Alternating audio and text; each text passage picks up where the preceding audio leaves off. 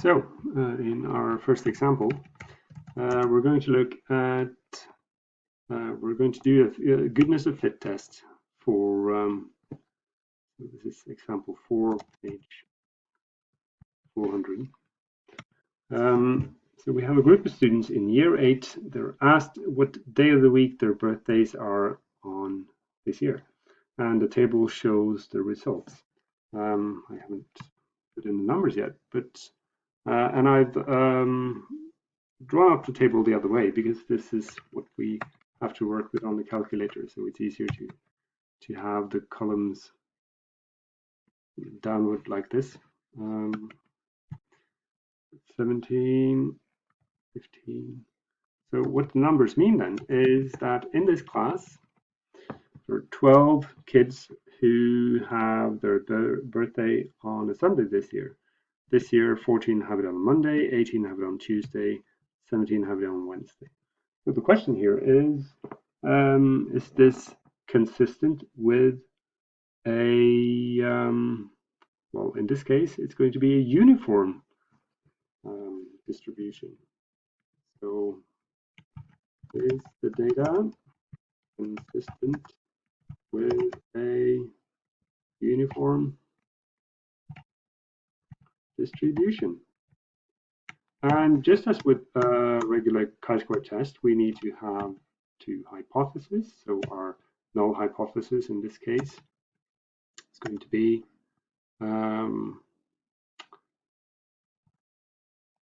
the data is consistent with a uniform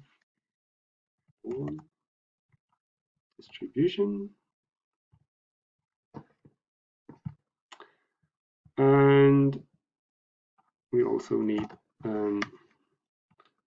alternative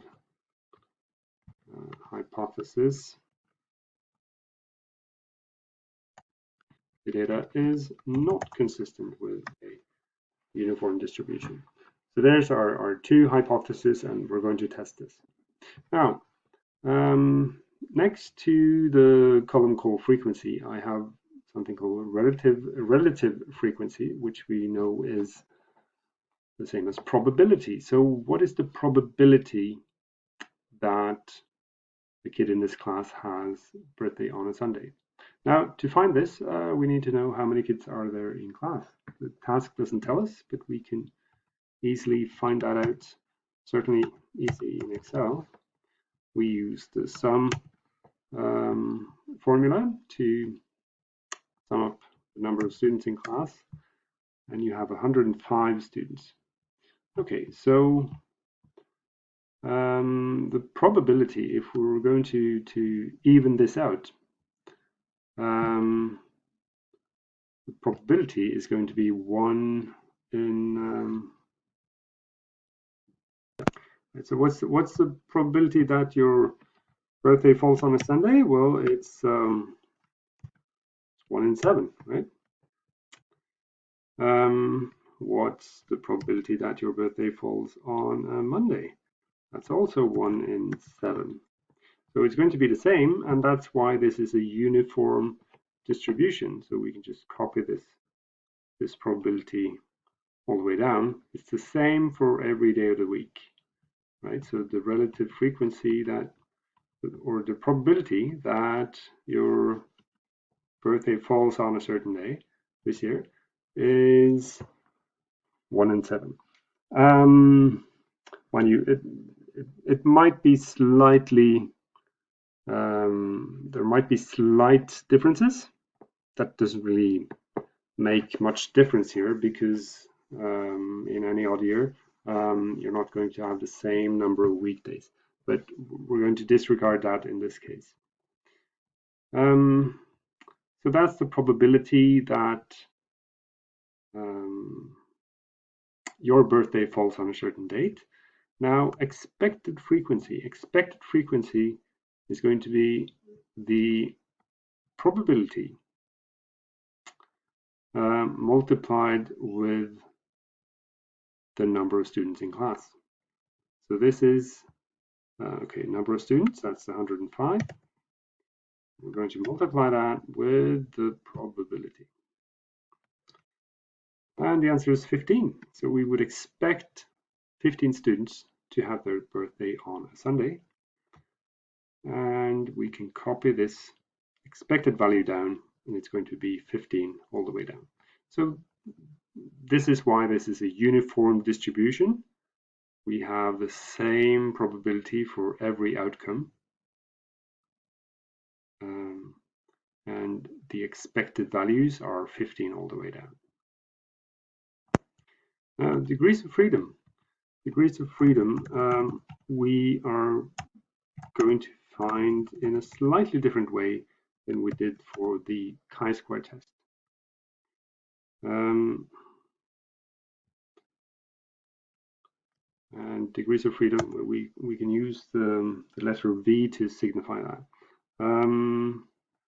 What we do then is we take the number of values and we subtract 1. So that's the way of finding degrees of freedom for a goodness of fit test. And in this case, numbers of values that we have, that's 7. So if we write it like this, then V equals equal sign. Okay, number of values, that was 7. We subtract 1. So the number of degrees of freedom, 6.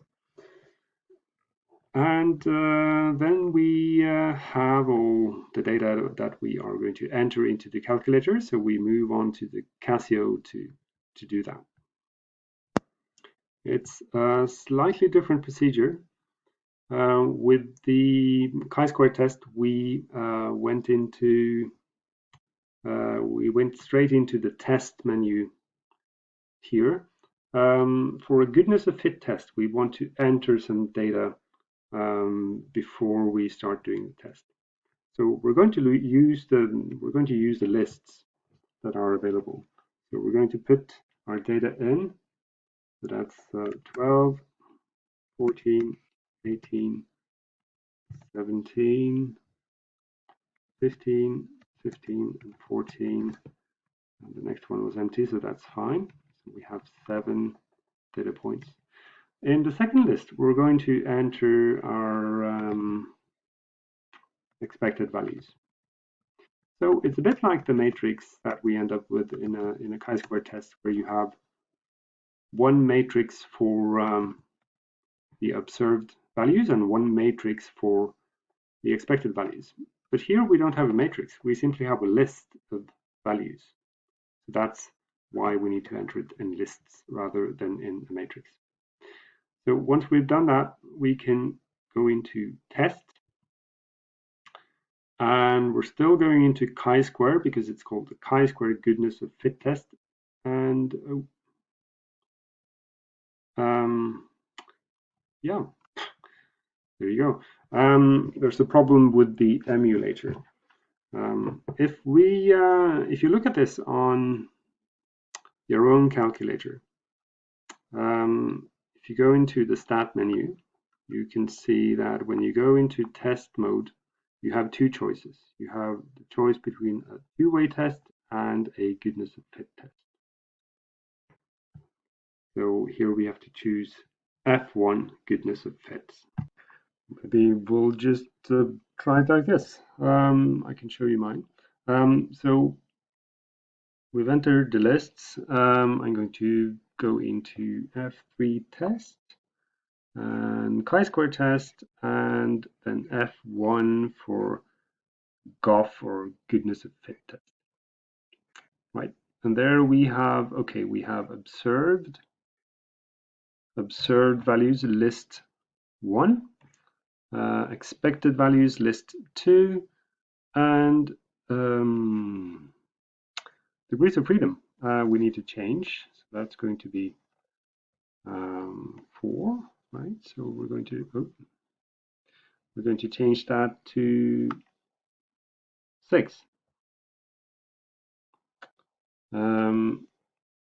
And then we can execute, and we get a result with a chi-square value of 1.6, and that's the one we want to use.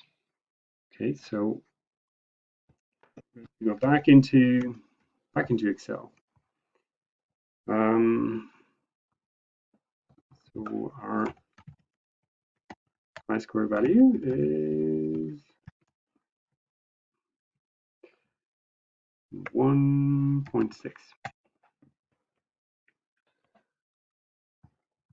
And we also had a p-value.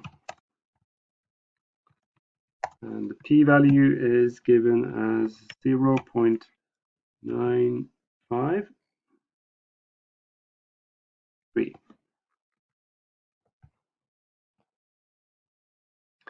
In this example, we're told that the critical value is 12.592. We can also consult a table like we did before to get this value.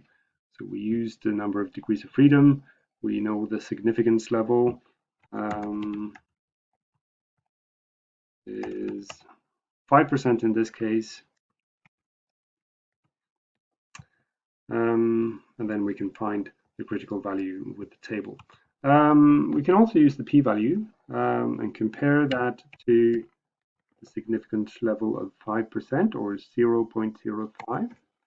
And we can see that the chi-square value is smaller than the critical value, and the p-value is greater than the significance level. And this tells us that we cannot reject H0.